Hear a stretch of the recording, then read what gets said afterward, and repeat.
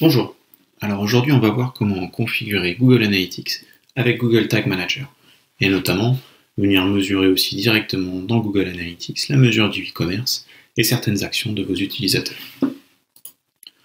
Première étape va être donc de créer un compte Google Tag Manager. C'est très simple, on se rend directement dans Google Tag Manager en venant chercher dans la barre de recherche de Google.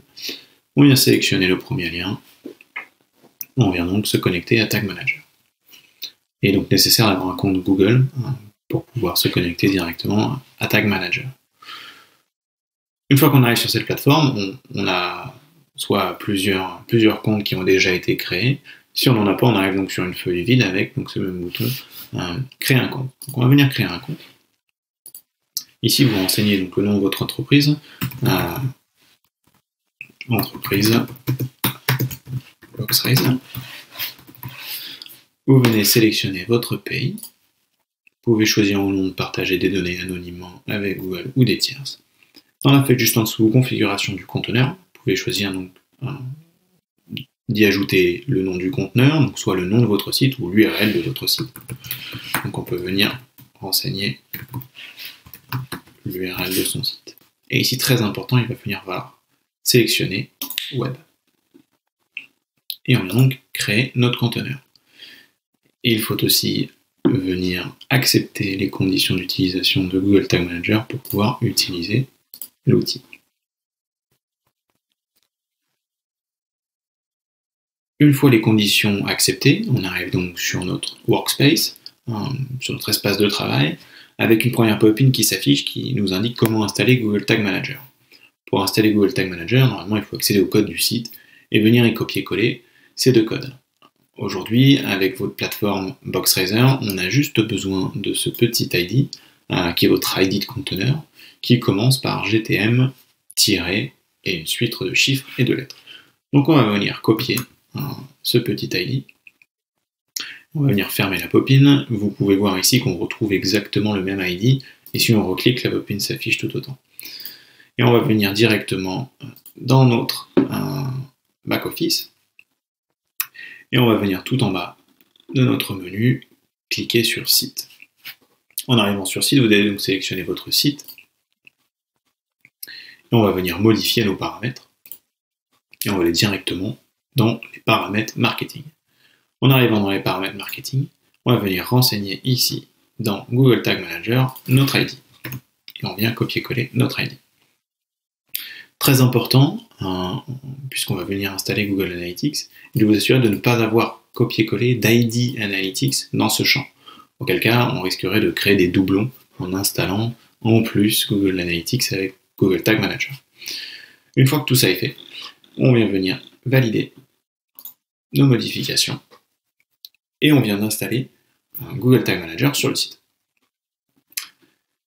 Direction Google Tag Manager et on va venir installer Google Analytics.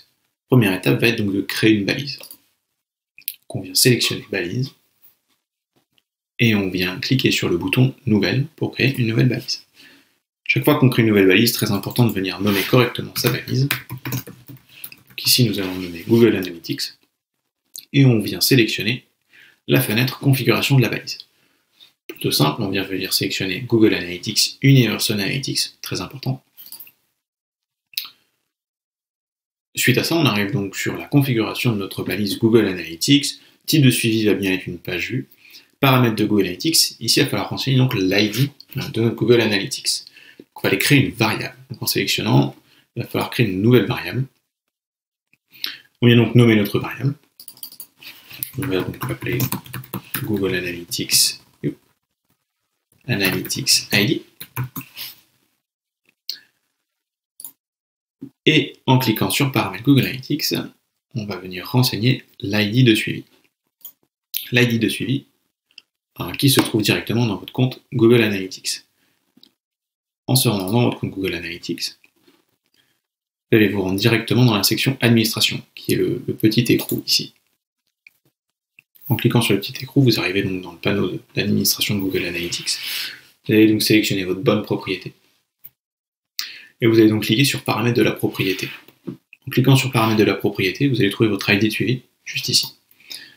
Même chose, on va donc venir copier l'ID de suivi et venir le coller directement dans notre paramètre, qui est ici.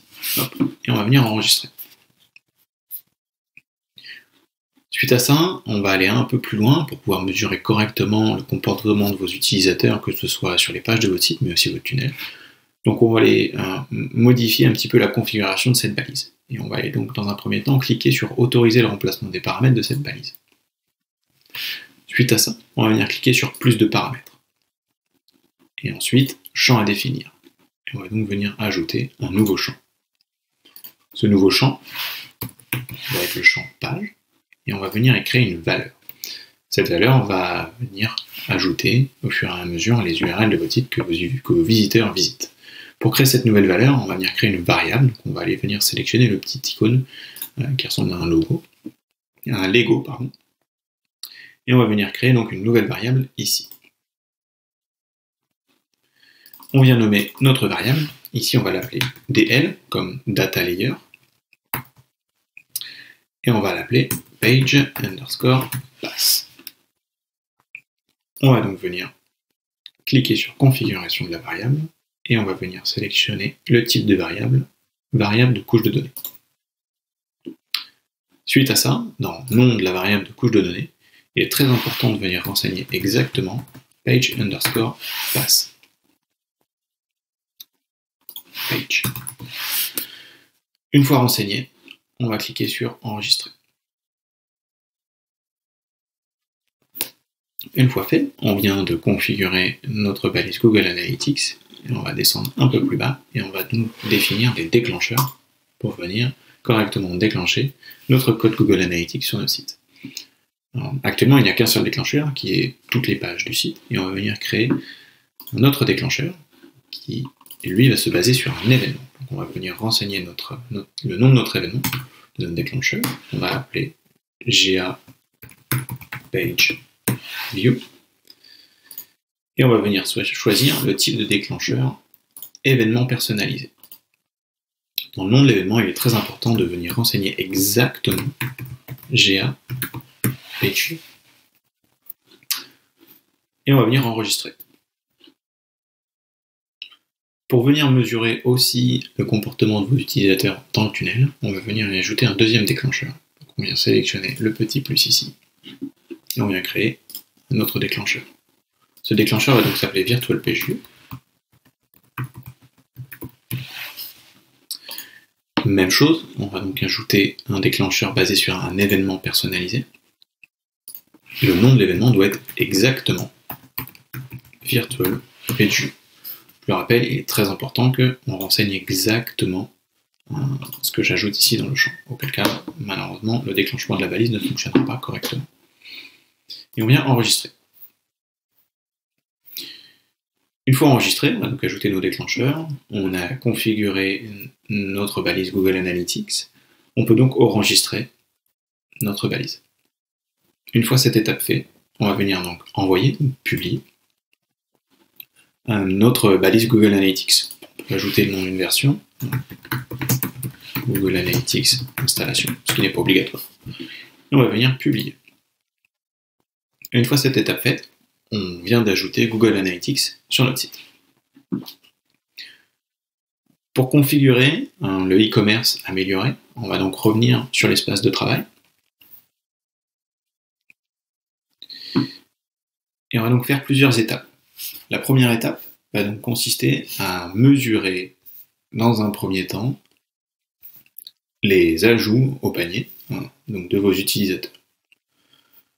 On va donc se rendre directement dans balise, créer une nouvelle balise. Cette balise, nous allons la nommer GA Event, GA donc pour Google Analytics, add to cart, qui veut simplement dire ajout au panier. Et on va donc créer un tag Google Analytics Universal Analytics. Le type de suivi va donc être un type de suivi d'événement. Dans le champ catégorie, on va venir renseigner e-commerce. Et dans l'action, on va venir renseigner add to cart. Une fois fait, on vient donc choisir notre paramètre Google Analytics, donc la variable que nous avons créée juste avant.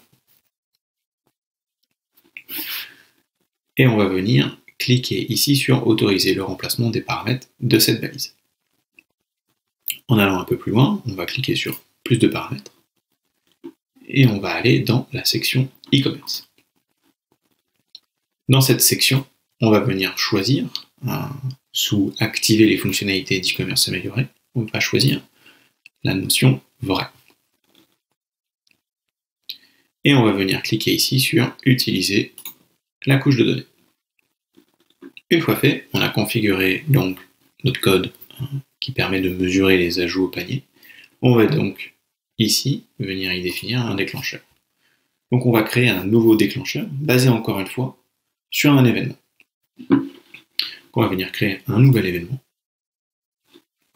Et ici que l'on va renseigner add to cart. On vient donc choisir le type de déclencheur événement personnalisé.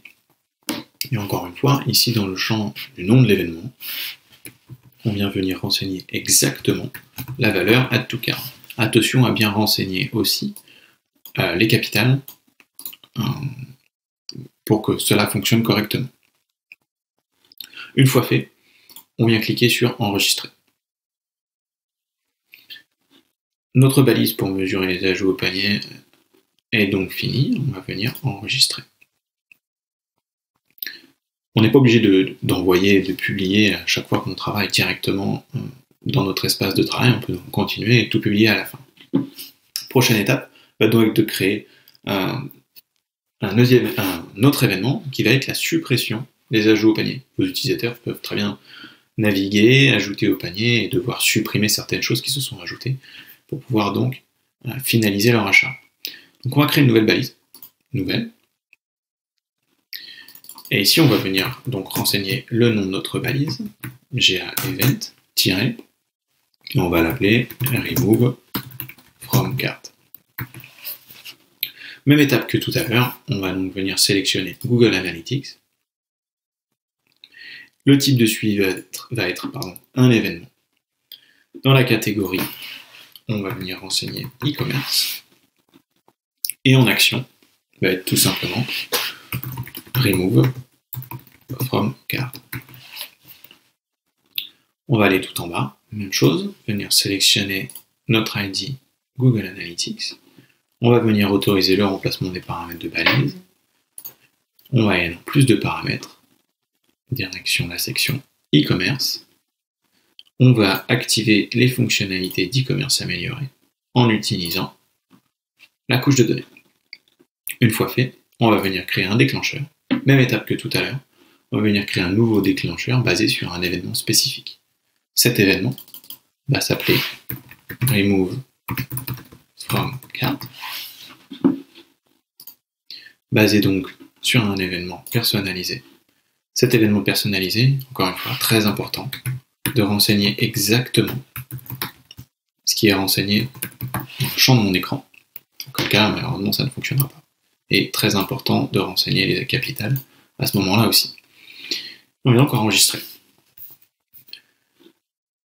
Une fois enregistré, on a fini notre balise, le déclencheur est fait, la configuration de la balise aussi. On peut venir cliquer sur enregistrer. On va donc ensuite venir créer l'événement e-commerce qui va être l'achat. On va donc créer encore une fois une nouvelle balise. Ici, qui va s'appeler GA Event Purchase.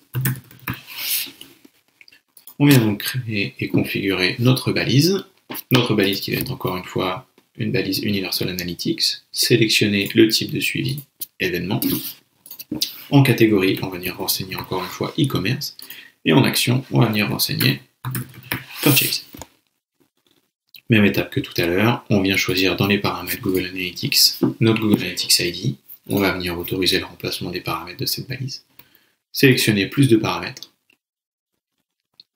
Dans e-commerce, on vient donc activer les fonctionnalités d'e-commerce améliorées qui vont utiliser la couche de données. On va donc venir créer un déclencheur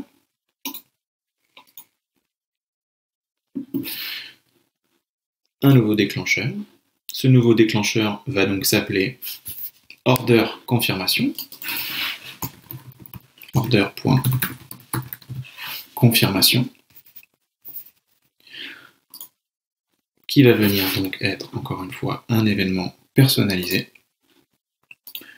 Très important de venir renseigner ici order.confirmation exactement. Et on va cliquer sur enregistrer. Une fois le déclencheur renseigné et la balise configurée, on a fini la configuration de notre balise Purchase. On peut donc enregistrer.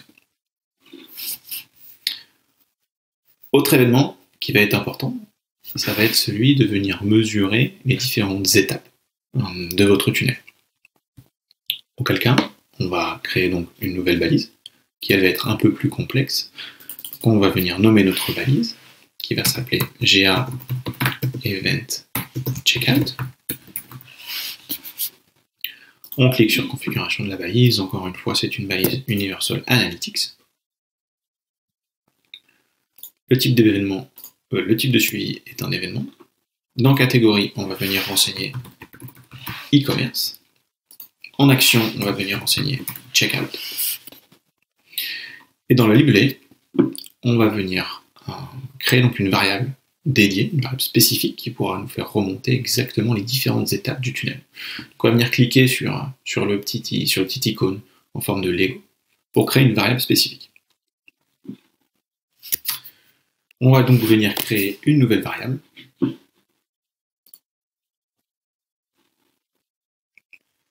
Cette variable va donc s'appeler checkout step. Checkout step. Et on va venir faire appel à une variable de couche de données. Dans cette section, très important, on va venir renseigner exactement, donc c'est un peu plus long que tout à l'heure, exactement ce que je vais renseigner dans le champ ici, donc e-commerce.checkout.actionField avec une majuscule, .action. Une fois ajouté, on va venir enregistrer. On va donc créer notre variable qui va venir chercher à chaque fois les différentes étapes du tunnel. Une fois créé, on vient sélectionner notre Google Analytics ID. On vient venir autoriser le remplacement de la balise. On vient sélectionner plus de paramètres, direction la section e-commerce. On clique sur vrai et on vient utiliser la couche de données. On va donc venir encore une fois créer un nouveau déclencheur, lui basé sur un événement checkout. On va venir nommer notre déclencheur, qui va venir s'appeler checkout. On vient venir choisir un événement personnalisé et on vient venir renseigner exactement le mot checkout sans capital. On enregistre et on vient de créer notre balise dédiée pour le checkout et la mesure du e-commerce dans notre tunnel. On vient cliquer sur enregistrer. Suite à ça, après avoir donc configuré les différentes étapes e-commerce sur votre site, on peut venir envoyer et publier. Donc on peut nommer notre nom de la version qui pourrait être e-commerce Analytics et on vient donc publier. En publiant, ça peut prendre un petit peu de temps.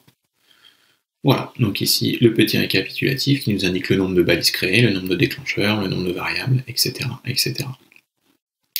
Donc on vient donc créer le tagage e-commerce amélioré avec Google Analytics.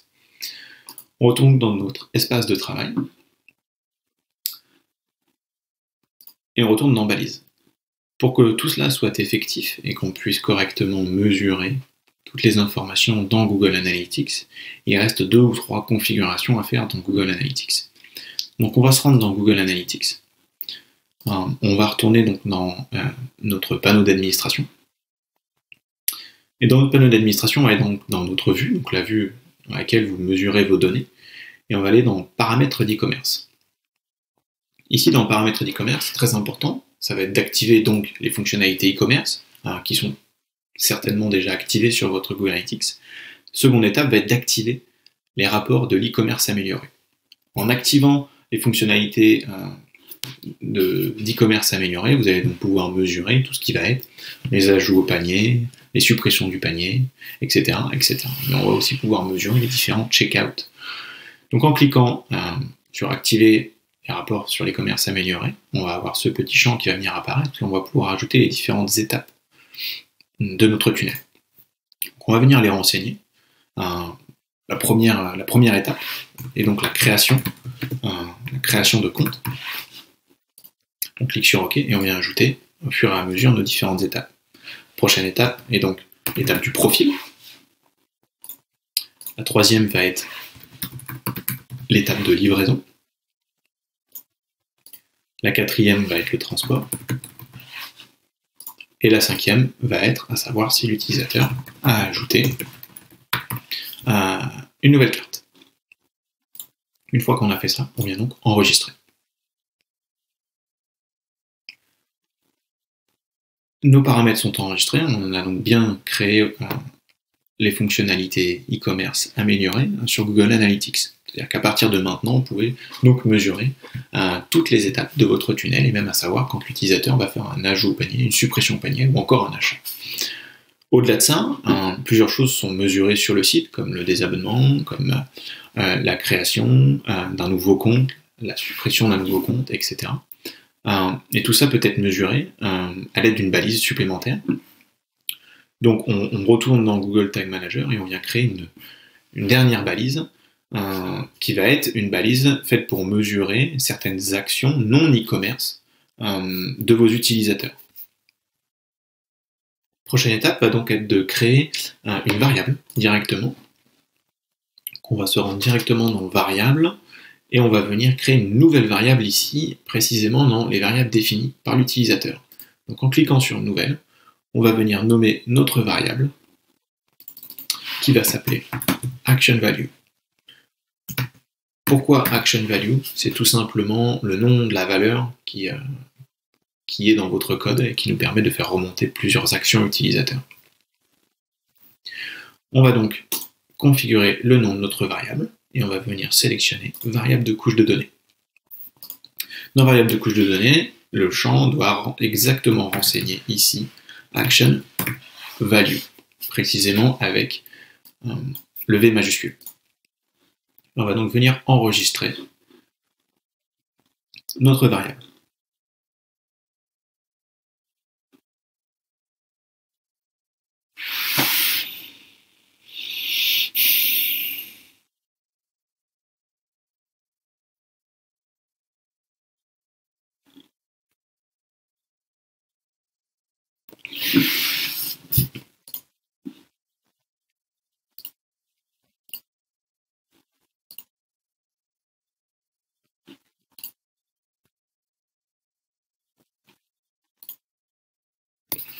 Prochaine étape va donc être de créer une variable.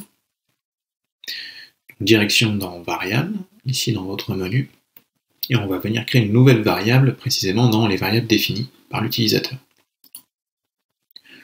On va donc nommer notre variable Action Value et on va venir chercher une variable de couche de données. Très important ici, on vient venir renseigner exactement la valeur value.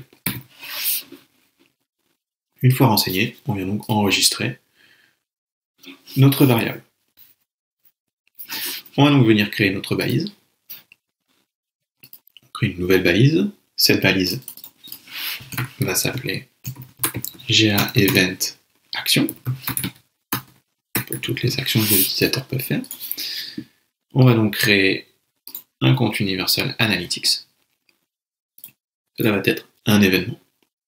Dans l'événement, on va renseigner la catégorie Action. Et en action, on va venir sélectionner la variable qu'on a déjà créée. Donc on vient cliquer sur notre petite icône ici, et on vient retrouver notre variable Action Value. Une fois que c'est créé, on vient donc renseigner notre paramètre Google Analytics, créé en amont, Google Analytics ID, et on vient donc créer un déclencheur. On vient créer un nouveau déclencheur, Ce nouveau déclencheur, on va l'appeler layer_action. On vient configurer les déclencheurs, encore une fois, sur un événement. Et on vient renseigner exactement le nom de l'événement, layer_action. Et on vient enregistrer. Notre balise vient d'être finalisée, on a créé le déclencheur, on a configuré notre tag Google Analytics, on vient donc enregistrer. Et on va donc venir publier notre modification. On peut venir renseigner le nom de la version, il n'est pas forcément obligatoire, et on vient publier.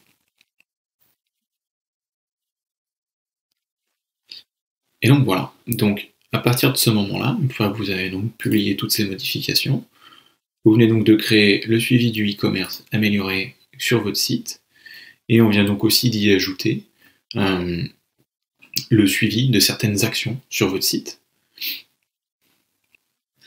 Et l'ensemble de ces actions donc, peuvent être mesurées directement dans votre rapport Google Analytics, donc direction les rapports comportement. Et dans vos rapports comportement, vous avez donc une section événements.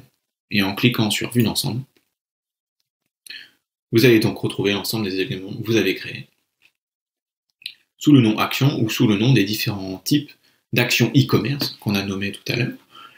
Et tous vos paramètres e-commerce pourront être retrouvés dans les rapports conversion et e-commerce. Et ici, vous retrouverez le détail un peu plus poussé, avec des performances pour mesurer correctement le parcours utilisateur et les différents types d'achats que vos utilisateurs peuvent faire durant une visite. Merci beaucoup, c'était Hugo de Boxraiser. Prochaine vidéo est donc comment configurer Google Data Studio, qui est un outil de data visualisation pour venir plus facilement visualiser vos données plutôt que de les analyser dans l'ensemble des rapports de Google Analytics.